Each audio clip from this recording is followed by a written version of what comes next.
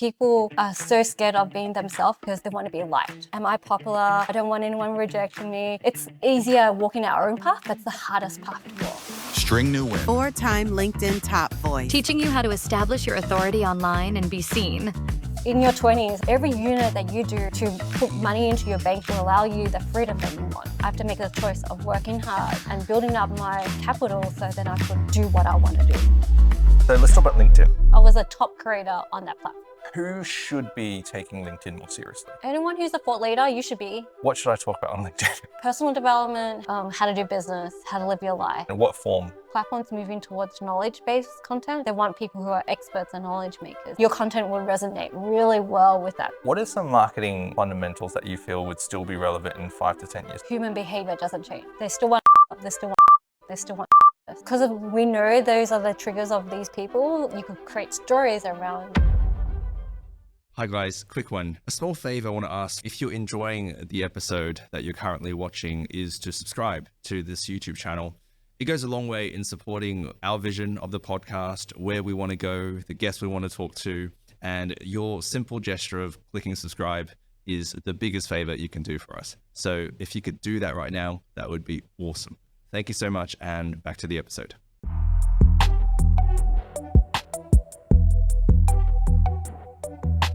String. If someone has never heard of you before and they stumbled upon this podcast and they're like, okay, so who is this String? Yes. If they were to spend the next hour or so with you, even outside of this platform, like if someone was to have coffee with you for an hour, what would they get out of it? I think if anything, it's like how to be your most authentic self and how to create your own path. It's interesting because I feel like people are so scared of being themselves because they want to be liked. Right? There are a few things about people that really they care about, right? It's like, am I popular? Oh, I don't want anyone rejecting me. Do I have enough money? It's like a status game. Yeah. They're doing the wrong things just to be liked by everyone because they want to be the most popular person. But then if we think about it, if we know ourselves, we don't care about the other person or what they think. That's So so true. It's easier walking our own path, but it's the hardest path to walk because essentially you have to escape the NPC mode or the sheeple mode. If I was to ever write a book or do a TED Talk one day, it would be on a topic of like these 2 circles that I always talk about. And what you said just then was a lot of people focus on the outside, which is how they look to other people, the car they drive, how much money they have, etc. And I think that's fine, that's good, but not at the expense of knowing who you are on the inside, right? Like the real you, the real authentic you. Yeah, and then when people ask me questions like, what do who are you, right? Like, who are you, Louie? Like, do you have a one-liner or pitch liner? No, I don't have a one-liner, and it's funny because I've asked so many people this on the podcast. No one's asked me before. I don't have a one-liner, no. But what I'm thinking about is like character traits, values, things that I care about very passionately. That would be like the inside me. Yeah, and if you had to have, I'm asking the question because I'm super curious. Like, what are your core traits that you believe in that makes you? Okay, so I think the core for me would be I'm a child of God.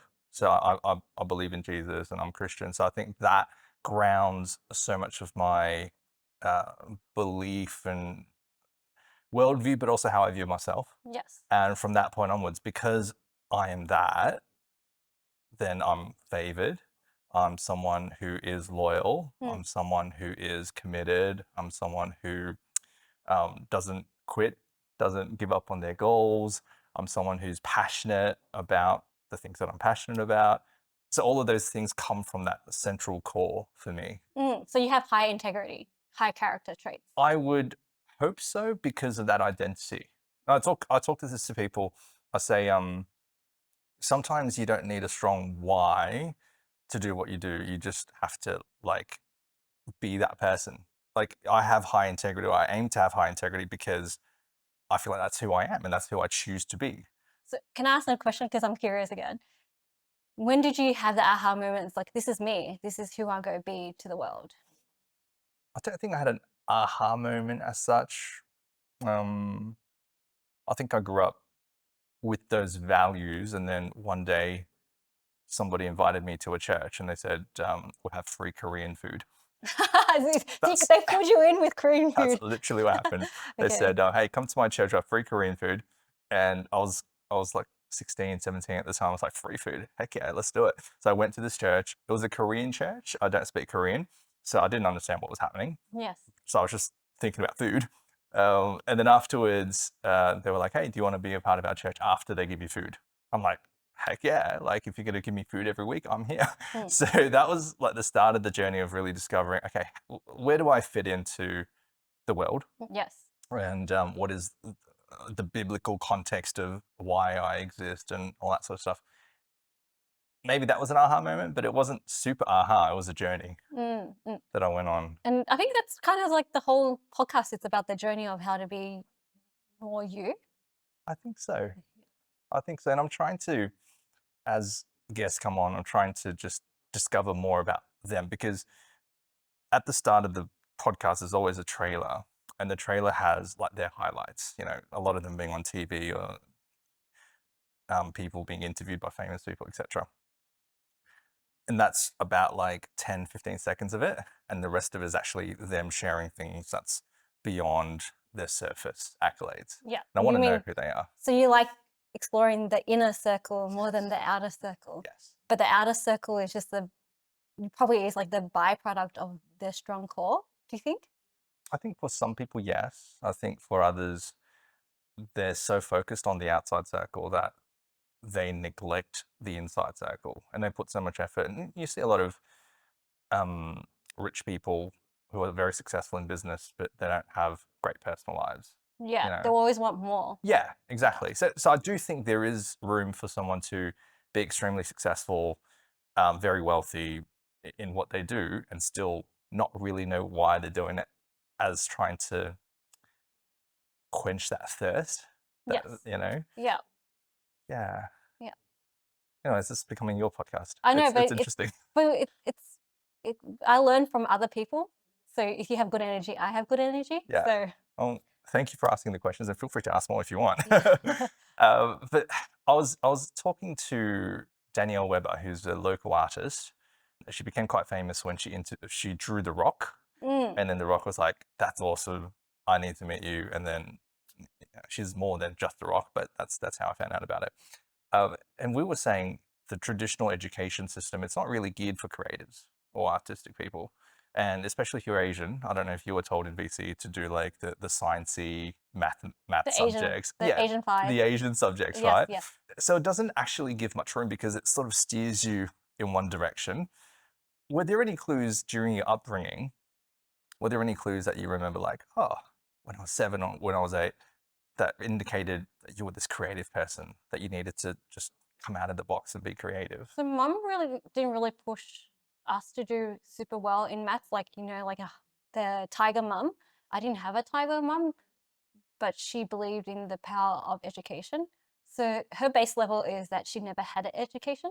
Okay. So just having education is already a win for her. But I was the first one to graduate in university from both sides of the family. Wow. Because like I wanted that, and she supported that.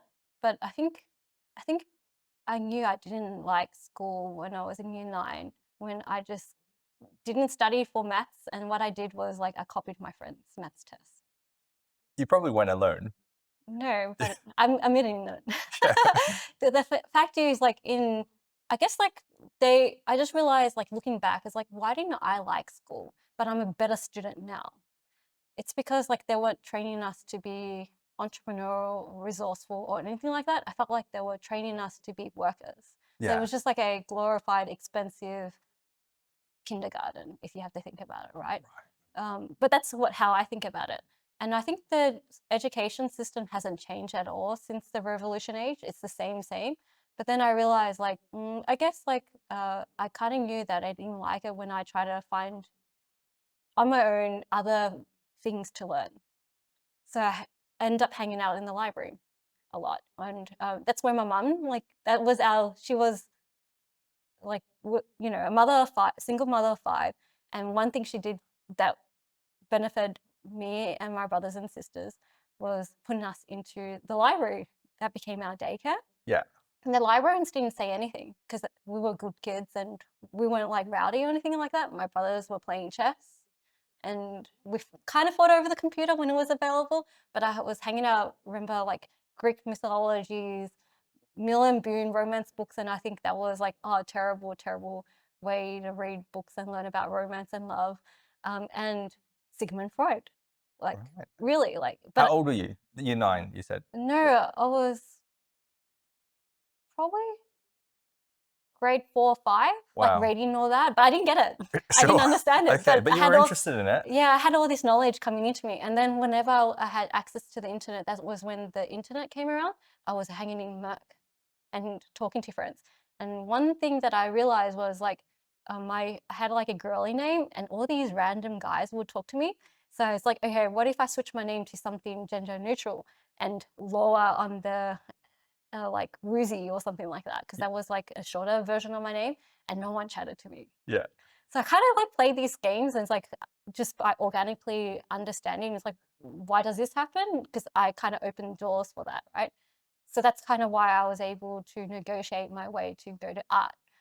Because like everything is figure outable, but you have to willing to break out of the normal thinking because people are willing to be open to ideas if it's rationale. Like you have to play within the game to know the game, and Sure. that's what I did. Are you an introvert? Mm, I am both, but I feel like I I get a lot of my energy. I could be an extrovert, but I get a lot of my energy just like chilling by myself. Okay. So I think that's an introvert then, isn't it? Yes. Like you can, like it doesn't mean you can't talk to people and all Yeah, that. I'm very social. I go Yes. out, like connect people and stuff like that. Yeah. But I could go to move by myself. No, me too, because my wife and I, like, people generally say that we're extroverts just because we do a lot of talking and stuff Yes. like that. But then we're like the polar opposite. Like we just want to be at home alone by Yeah. ourselves Yeah. indefinitely. Like that is like the dream life, you know? Yes. But obviously we still have work to do and all that sort of stuff. But I was curious because like I know a lot of people who use their introverted nature as like an excuse to say, oh, I'm an introvert, therefore I'll just go with the flow or whatever. But what I noticed was even throughout high school, you were this creative person and you wanted to punch your way out, and your introverted nature didn't get in the way of that. Like you still had the courage to try to be your authentic self. Where did that come from? Yeah, I think that's why I'm both, because I have no fear of rejection. I think it's because it it was because like I was a big tomboy, Okay. hanged out with boys. I didn't notice the difference. And when you play soccer, you fall on the ground and you bounce back up. And because of that, I think that helped me build my resilience to like give it a go and ask things. And I find that girls were timid and a little, to tell the truth, they were boring to hang out with. And I hang out with the boys because I wanted to run around and be chaotic and just laugh and be silly, right? And that's probably because like I was really close to my older brother. Yeah. And he let me. He didn't say, you know, I'll do that. Like he's just like, hey, play soccer with us. And that's why I had that playing sport at a young age helped a lot. Right. And do you feel like your creativity is more nature or nurture? Like are your siblings creative people? No, not at all. Okay. No, if anything, I just like art or I like creative expression because there's no rules. And that's probably why I like it, because there was no rules. Does that make you feel a bit unsafe or insecure? Because some people would say that. Kind of, because like my partner brings a lot of stability in my life. And when if I notice when I'm stable, I could go higher or deeper. So having that stability allows me to go explore new spaces. And if someone doesn't have that stability in their life, either in the form of a partner or a community or parents Or even God, for example, or yes. God, yeah, what would your advice be if they're like a creative person, they want to break all the rules, but then they're thinking, oh crap, I still have bills to pay, or Yeah, I think, you know, like I actually graduated as a 9 to 5 person, and one of the advice was from someone who's like, make sure you have a stable income, but you know, you don't have, and I think, you know, you don't have to be a poor artist to do well, but you need to have some kind of like, oh, what is your base costs that you need to survive? And once you have that, everything is possible, right? I feel like the internet made things possible to earn an income, but no one taught us how to like make money It's because true. we were taught to be a worker. But if you were born like 30 years ago, it would be so much harder for you to build a career Yeah. as an artist. So going back to your question before, it's like, what advice would I give to someone? It's like, I think if once you're outside of survival mode, everything is possible. So in your 20s, I reckon you should just like work hard to make money. And every unit that you do to put money into your bank instead of like spend it all will allow you the freedom that you want. But having clarity about what you want to, because in 20s, we sometimes like have a choice of lazing around, a choice of not being healthy, a choice of partying hard. Those are choices we make. And a choice, if you see far enough into the future, it's like, hey, I want to be a successful creative person or creative entrepreneur, or I want to be rich. I have to make the choice of working hard and building up my capital so then I could do what I want to do. Right. So did you do that in your 20s? No, well, 20s was my year of like the year that the decade of my brother's death, me traveling around the world and building my network up and understanding how to make money. Okay. And that was still useful, building up your networks, traveling around Yes, the world. but that was a choice I made. Instead of like lazing around, binge watching on Netflix or YouTube, I just went and did something that broke out of the norm. What did you learn during your 20s? That everything's possible, everything's figure outable.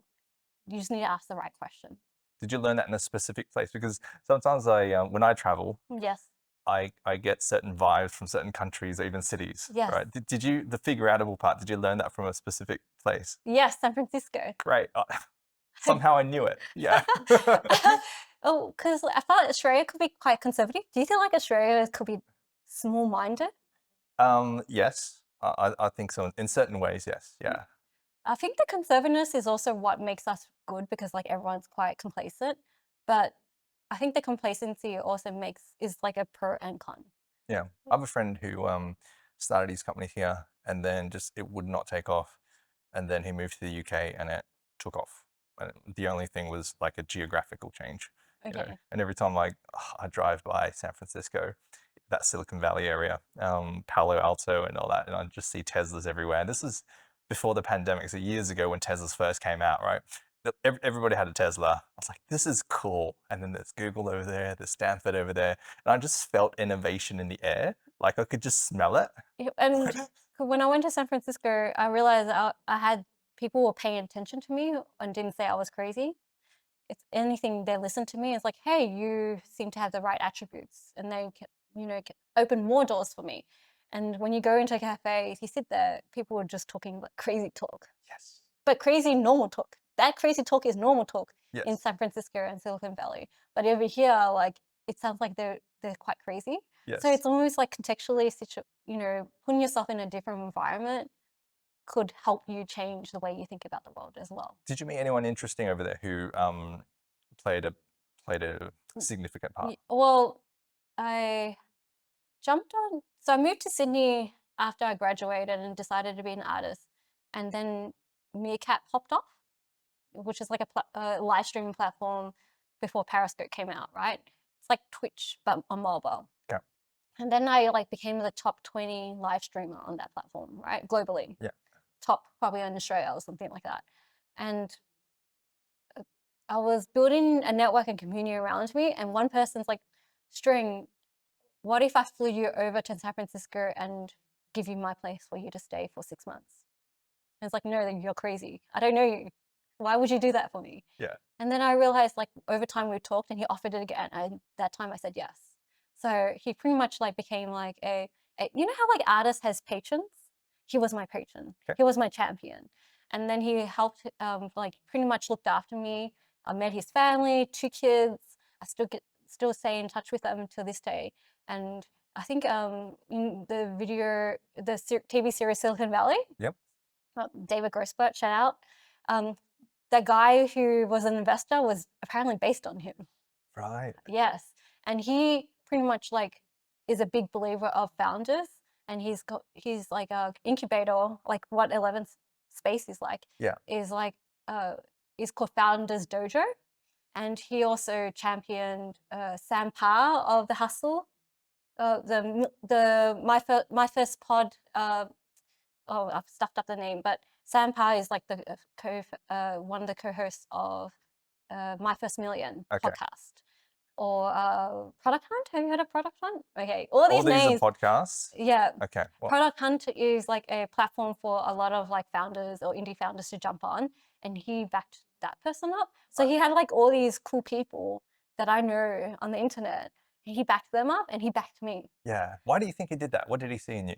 He probably thought I was a great founder or had founder potential. Okay. From like watching your videos online. Yeah, live streams and stuff Wow. like that. And I like meet investors, people with money, and they throw me information inside my head.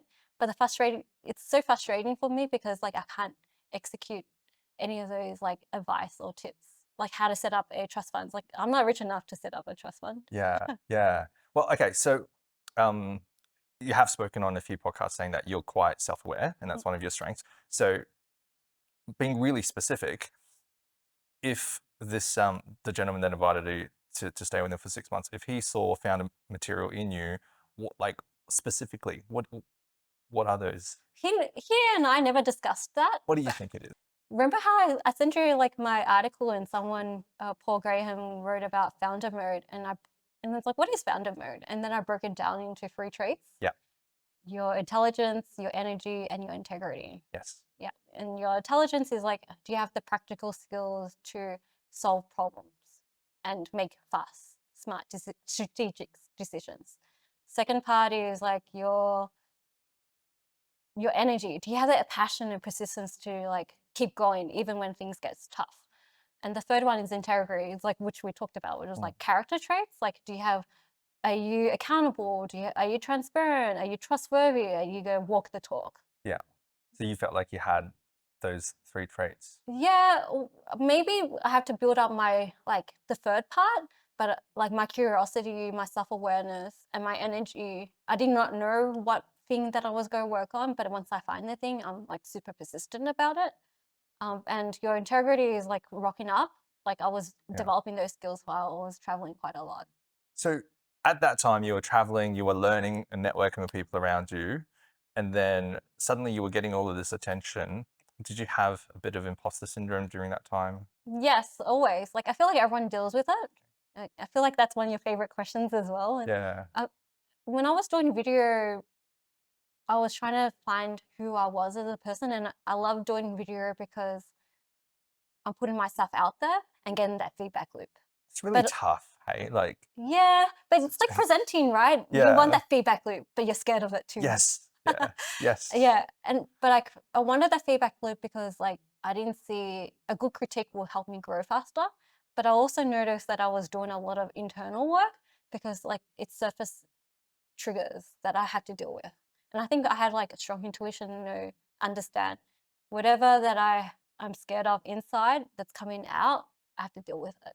Is there an example of that, of you identifying like a trigger Yeah, and then dealing with it? being scared of money or saying I'm bad at maths. Okay, How? please elaborate. Okay. There's an example where every time I make a big purchase, my heart rate goes up. And I found the root of it. It was because every time we go grocery shopping, at the counter, mom has sometimes couldn't afford things, or we have to like put things out.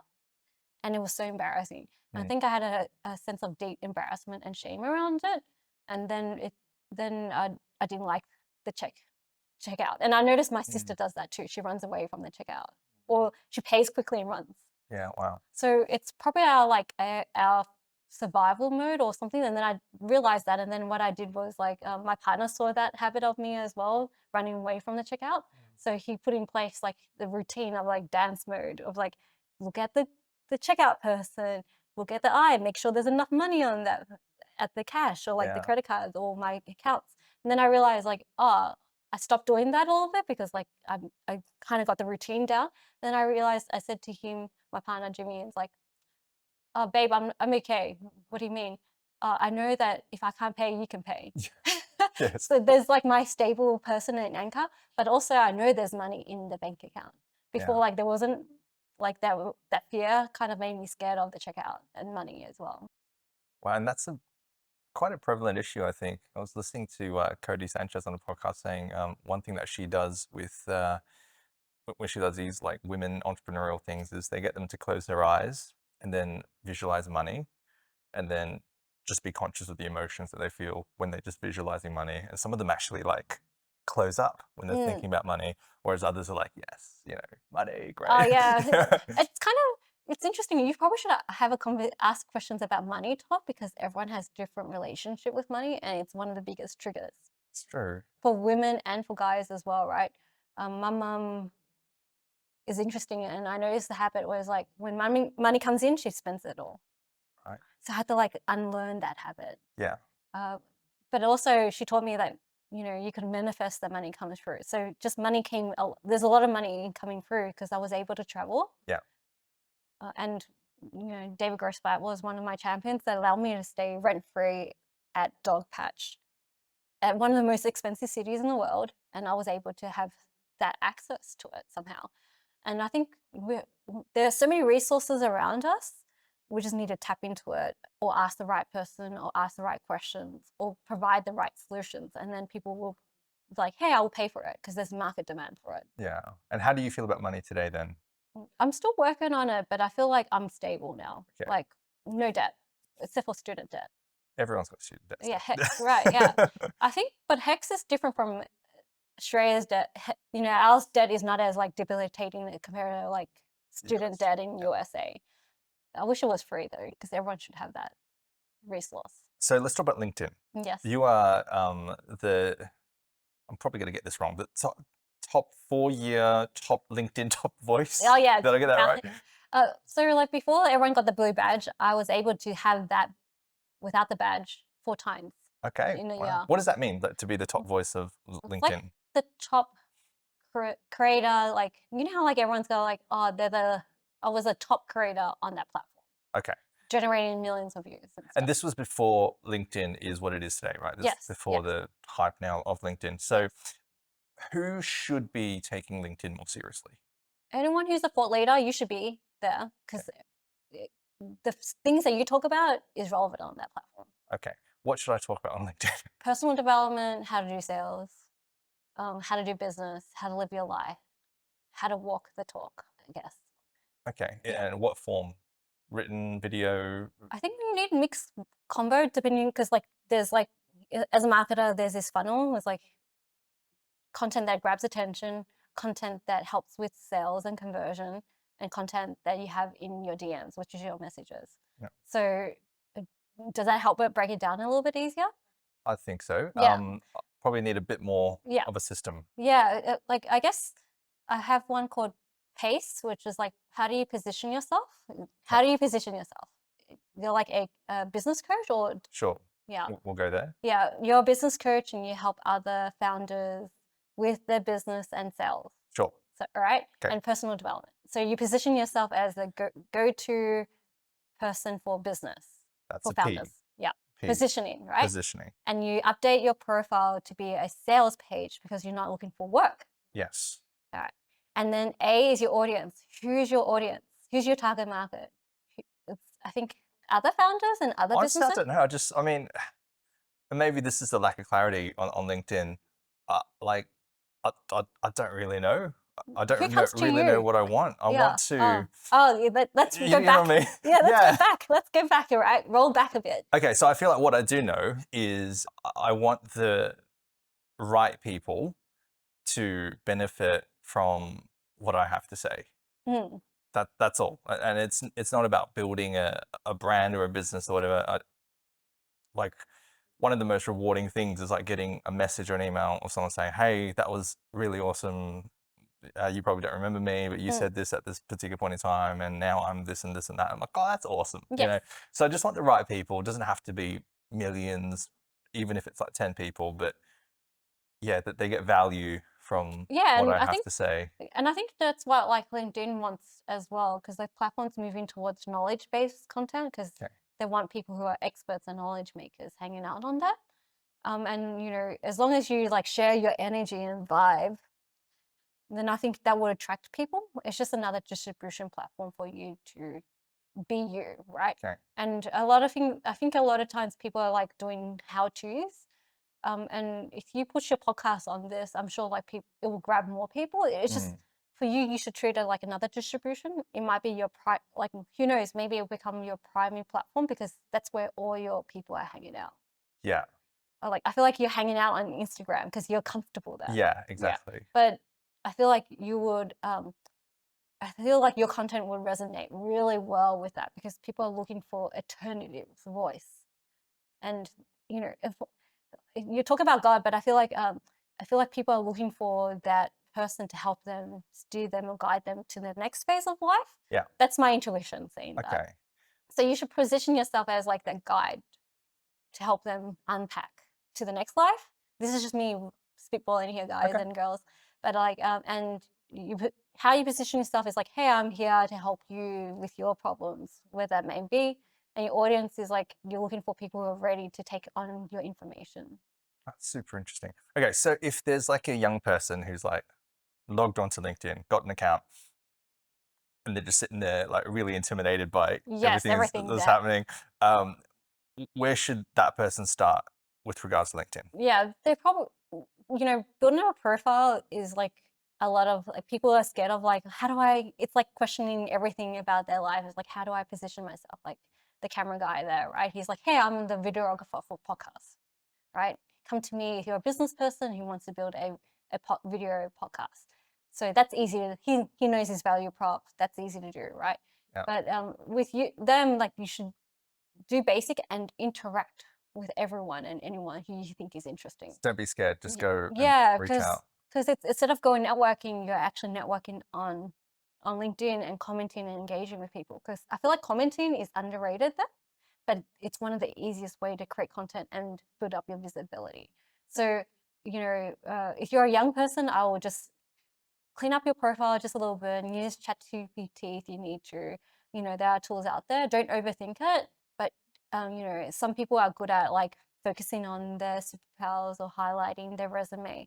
But really, you should be just like relentlessly commenting and adding value for the comments. Gotcha. Okay, so P.A.C.E, positioning, audience, know your audience. What's C and E? C is commenting. I mean, Okay.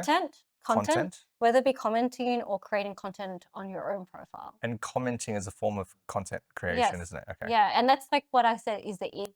But I notice a lot of people don't know how to comment or engage with value. It's like nice post. That's not genuine or valuable.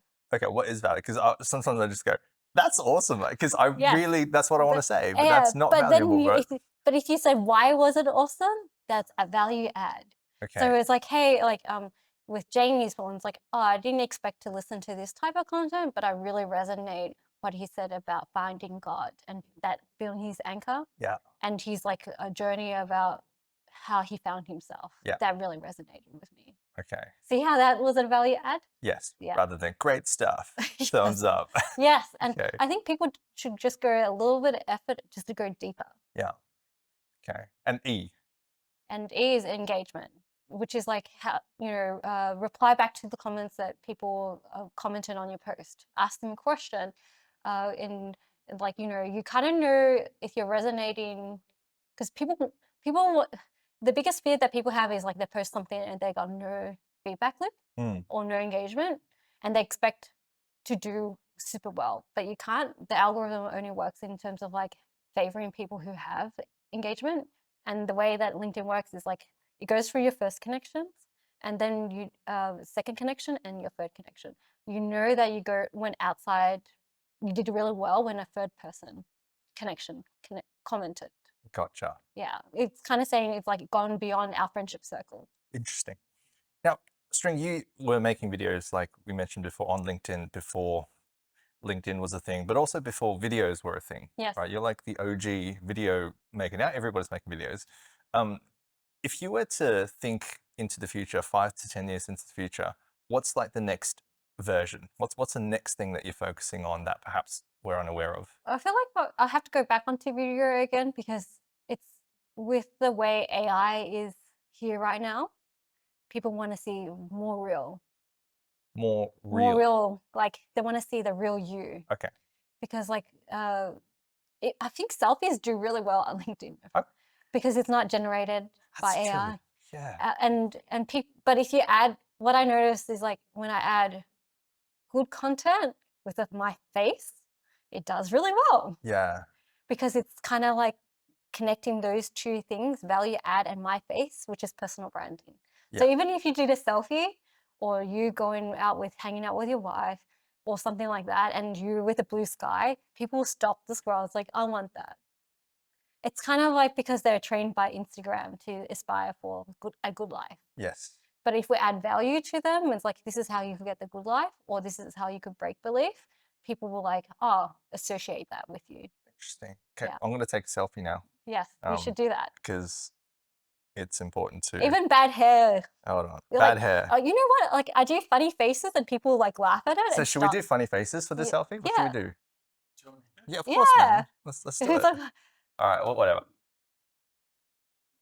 Okay, so that's going on LinkedIn. yeah. One thing that I learned on social media is if you do something weird, people would also stop because it's not the norm. Yes. So doing an ugly face or wearing something outrageous, people's like, what's that? Why are they doing that on this platform? This is not Facebook. The It's more LinkedIn. polarizing the content, which is what Jamie did as a comedian, Yes. he does more the entertaining outrageous because that's not the norm. So on LinkedIn, if you're too normal, like speaking, that's too normal. Job career, that's too normal. But if you do something a little bit outside the norm, people are like, hang on, what's going on here? They will stop. That's the advice for every platform, Yes. essentially. If you know that. But on LinkedIn, it's about professional. So if you're too casual, they were like, that's not that's you have to go the opposite. If you're like if you're on TikTok and if you're not dancing but adding value, you train the people to come to you for value add. When I think about marketing, there's always like these viral trends, right, that happen that's really in right now, and then they'll be irrelevant in like 48 hours. What are some marketing fundamentals that you feel would still be relevant in 5 to 10 years' time? I think human psychology and understanding game theory Okay. was like my big unlock. Understanding people's incentives. It's like, why do they buy from you, or why do you buy is really important. So why do people buy? Because they want convenience or something to save them time, or you solve their big pain problem. Yeah. And you kind of fit into those things, they will buy something, right? I think the thing is, like with AI coming out right now, I feel like human behavior doesn't change. Mm. They still want love, they still want popularity, they still want status, they still want to be rich. Like all these fundamentals don't change overnight. Yeah. And because we know those are the triggers of these people, you could create stories around triggering people. It's like one's like, hey, I cried today. If I put that as a first line, people are like, I'm going to stop and read because they're Yeah. curious buggers. That's true. Not And because then- they care. Not the care, Yeah. because they want to know why you cried. Yes. It's like Britney Spears crying. Yeah. A crazy look for attention. It's like, is she attention grabbing, or is she like knowing these hooks, or like triggering people, or like, hey, my mom said she won't come today. Like that, isn't that like Why? Go where? What do you mean? bit Right, up yeah. curiosity, right? Yes. But also because everyone has that story, is like, hey, the mum rejected them or something, or someone rejected them. Like those are human relatable stories, and I noticed that, and I kind of integrate that as much as possible into my content. Yeah. And then content formats, written, photos, videos, long form, short form. What's in right now? Oh, okay. It depends on who you want to attract. Okay. Do you, with like your one, like podcasts? My podcast right now on YouTube is like the full Yes, I episode. know. I understand. I'm just saying, for people who listen to podcasts, they tend to think about things or like want to hang out with you. So those are like the thinkers that I like, right? So they don't mind reading as well because at least they have attention span. But if you want people who are younger, short videos do really well. Mm. But if you want thinkers or people who like to go into self-reflection mode, podcasts and long form written pieces, think pieces do really well. Yeah. Interesting. Do you have a tribe string of people around you who are creative and who you would go to if you're feeling a bit down, you feel like, oh, this is too hard? Like, is there someone you call? No, at the moment it's my partner. Yeah. I think I have a really good resilience. If I have a shit day, I kind of know. It's probably something that I built when I was younger. If anything, what I noticed is that as long as I see my family on a regular basis, I'm good emotionally. As long as I have a creative work that I can wake up to, I'm good. And lately, I've been focusing on health because I've been neglecting that for the last So glad to hear that. Yeah. 5 to 10 years because I was just grinding. And now I'm in the position where I was like, where I had a blood test and my doctor was like, your cholesterol level is a little bit high. It's fried chicken. I know, right? It's all that fried chicken parties I threw. And I'm like, And it's like, what do I need to do? It's like, you need to exercise more. And for someone who grew up playing sports, and then one day I was like playing soccer with friends, my back pulled and I was like this, like an old granny, like this for 1 week. I feel you. 1 week. It's because I haven't trained my body to do that. And my partner's like, he's really a health nut. He even got the glucose inside of him this week, just to index. Just to He's measure not his diabetic. glucose He's not levels. diabetic. Okay. But he's just to measure how he's eating food and his spikes and stuff like that. Awesome. So he and I are like he even went. He's pretty extreme. Honestly, he's a bit autistic, and when he goes down his rabbit hole, Yeah. he's even like did a DNA test to find out what he's like, what his Cool. like bits Okay. are or like mutations are. And he's telling me do it. It's like I'm probably going to do it. He's like, babe, you're always 6 months behind me, so I'm expecting you to do this. It's about time. It's yeah. So I guess like I'm doing that now because I had the headspace to do it. Yeah. Before I didn't. I was grinding, trying to make money. And I think I realize now that if I just did a bit more exercise, I'll be much more high performing than Yeah. before. So yeah. For a previous guest, we talked about the 5 pillars of health. He's like a scientist. So I was like, here are my 5. You tell me if they're right or wrong. He said they're pretty good. So healthy diet, good sleep, exercise, having good mental fitness. That's probably the word I'm looking for. Resilience? Which is a part of mental fitness. Yes. And then taking like a good supplement. So all 5 of those things together is great. I don't think anyone does all 5 perfectly, but if you do like 3. Do you do all 5? No. I try to. Which bit do you want to improve on next? Well, I think I'm really good with mental fitness, I feel. So that's good. Sleep, I am pretty good at compared to most of my friends. Yeah. But that was intentional because it wasn't always. How many hours of sleep do you? I try and sleep before 12. Before 12? Or like, and how many hours? Is it 8 hours? 7 hours? Look, that depends. But I try and sleep before 12. And Yes. it usually, I would get about 8 hours. Yes, Yeah, okay. no problems. Exercise, travel sort of stuffs things up a little bit, but I try and gym when I'm traveling as well. That's probably an area that I want to Yeah, that's probably where I am right now. Yeah. I eat really well, but I noticed like even the ordering of food helps. Like glucose wise, you should have your salad first. Yes. And then like not lowers the GI of the whole meal. Yes. Yeah. This is nerdy, but this is good. That like I follow Glucose Goddess, and she Okay. shows the graph of like what the food spikes and stuff like that.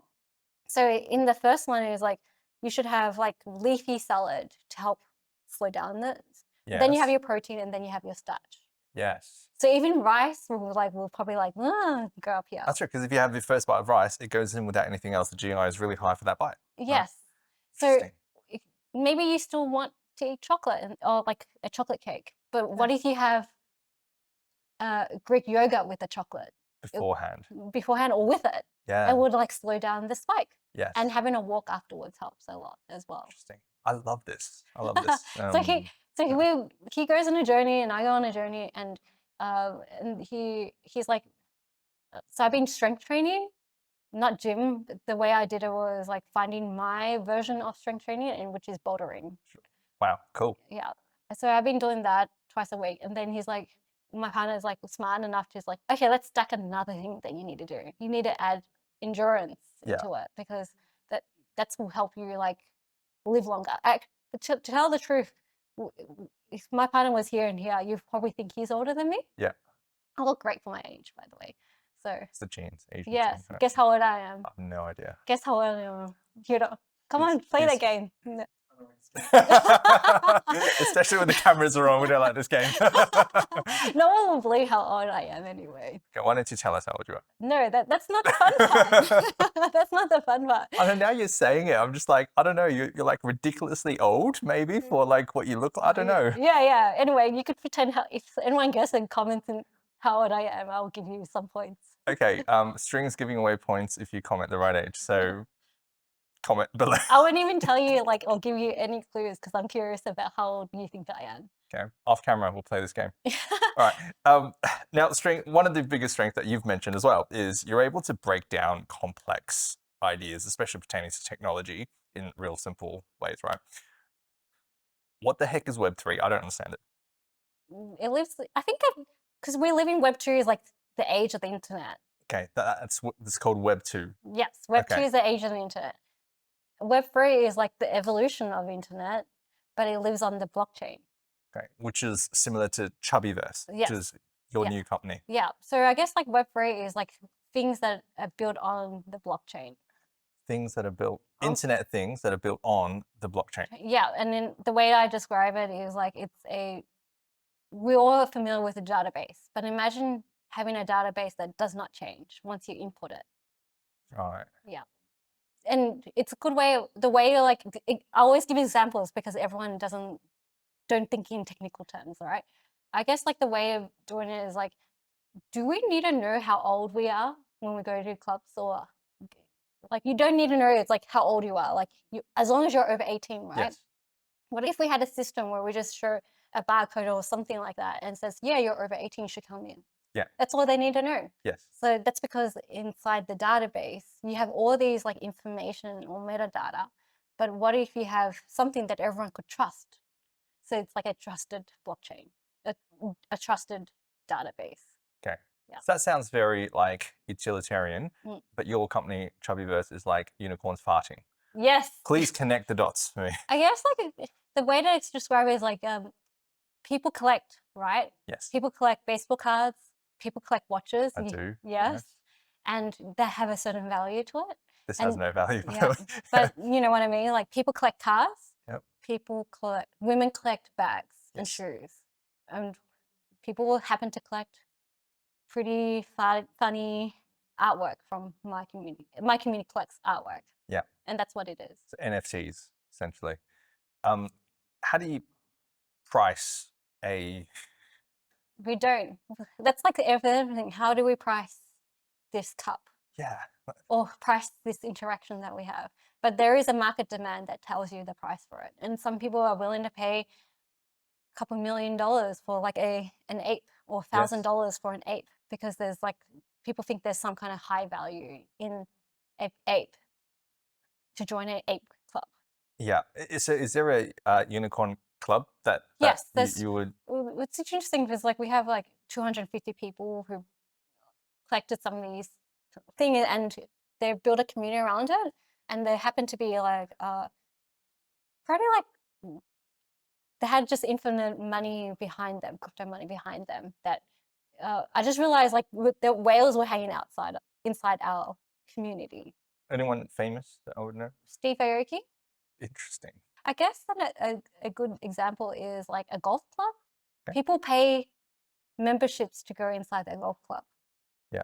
And then to have access to people inside that golf club that know that has probably like high net worth individuals in it. So instead of the commonality being golf and I'm rich enough to play here, it's I have a unicorn, Yes. but you have a unicorn, Yes, and we I have a both find this nah. unicorn super cute. Yes. So yeah. that's the commonality. Yes. It's, I guess, like a glorified community, I have to say.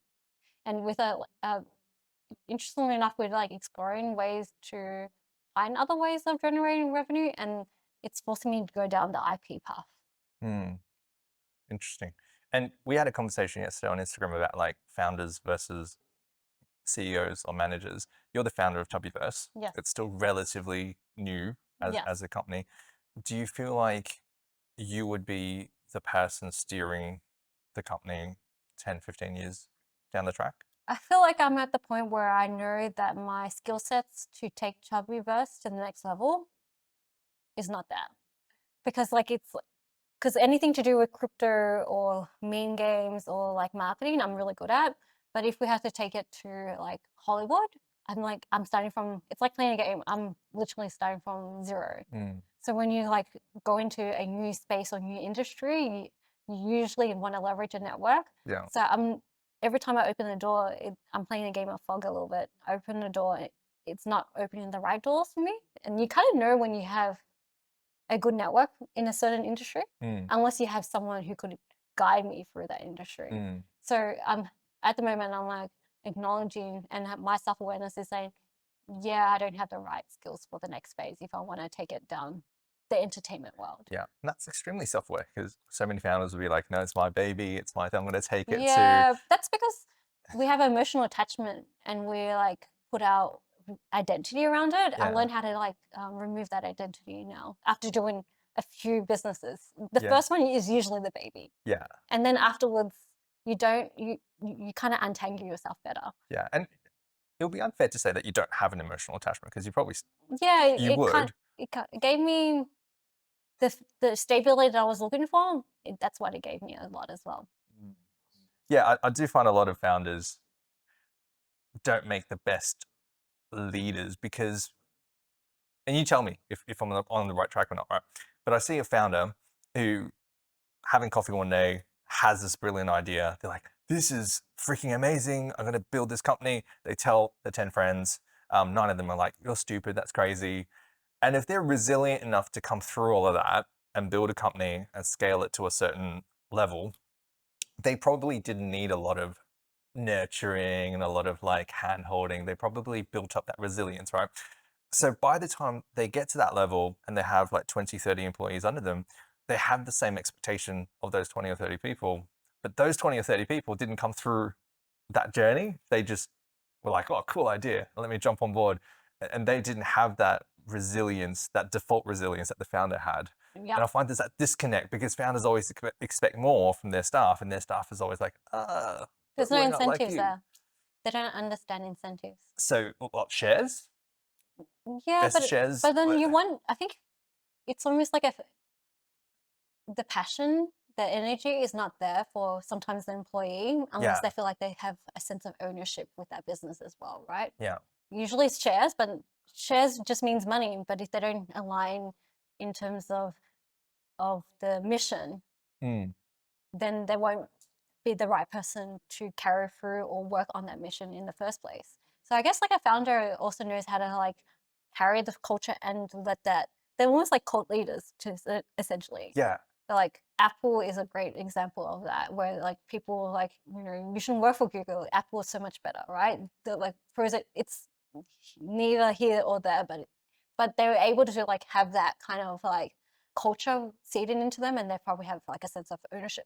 I think Nivea probably has the same kind of feeling where the employees have a strong sense of ownership of like, hey, we're like the pioneers of the AI chips, right?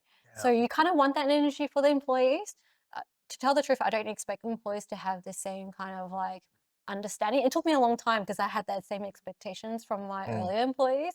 And one of them says, hey, I want to be considered one of the co-founders. And it's like, then I automatically said no.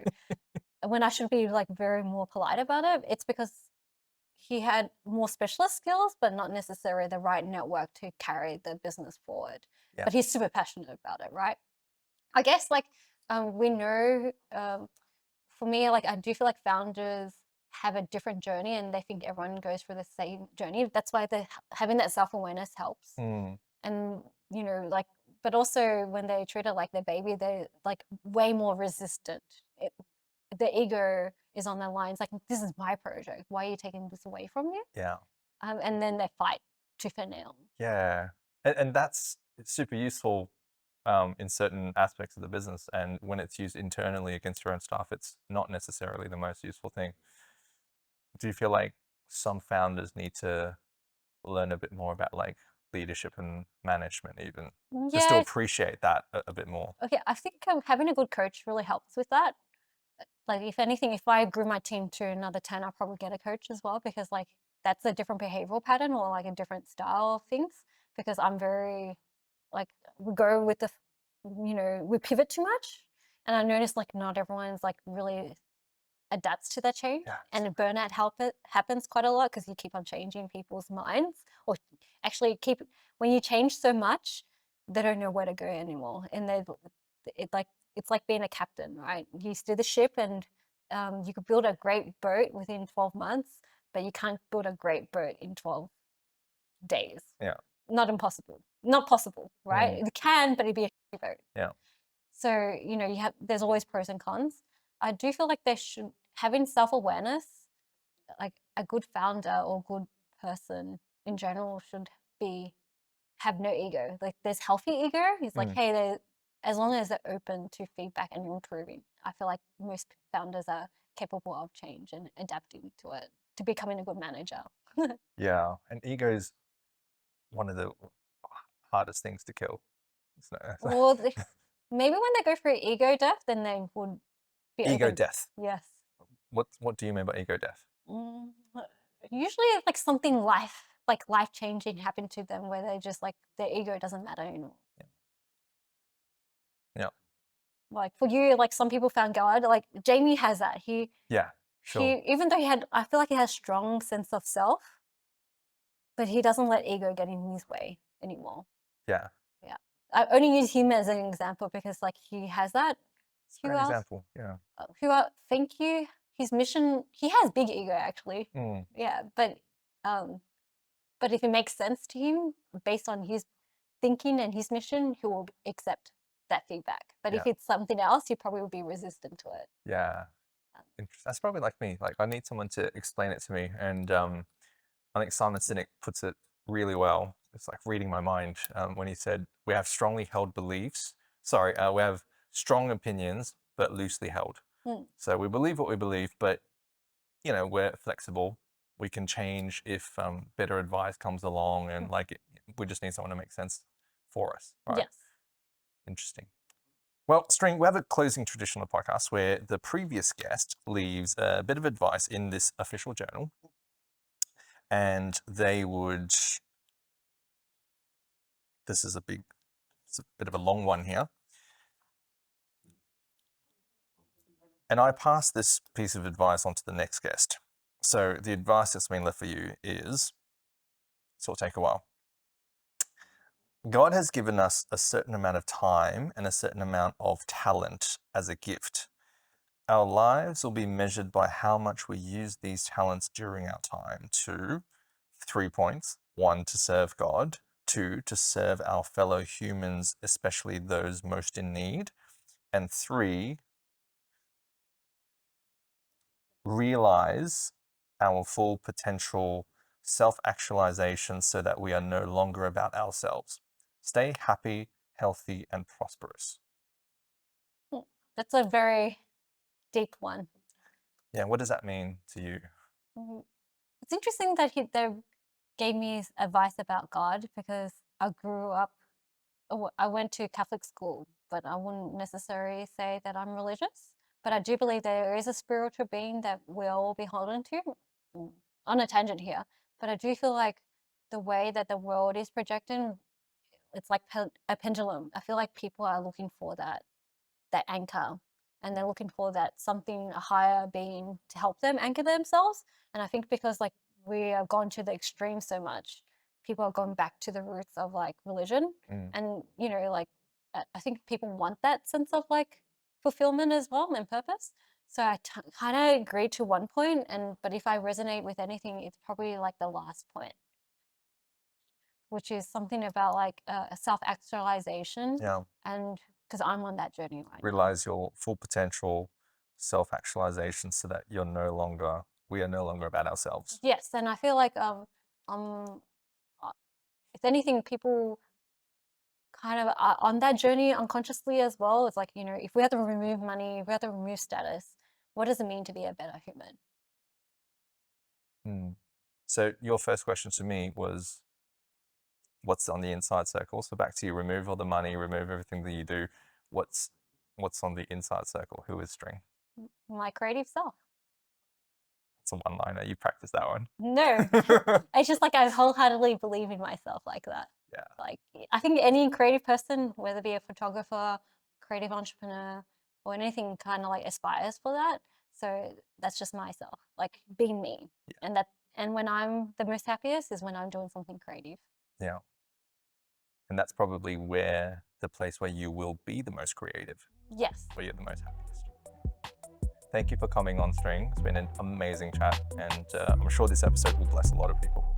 Thank you. Thank you.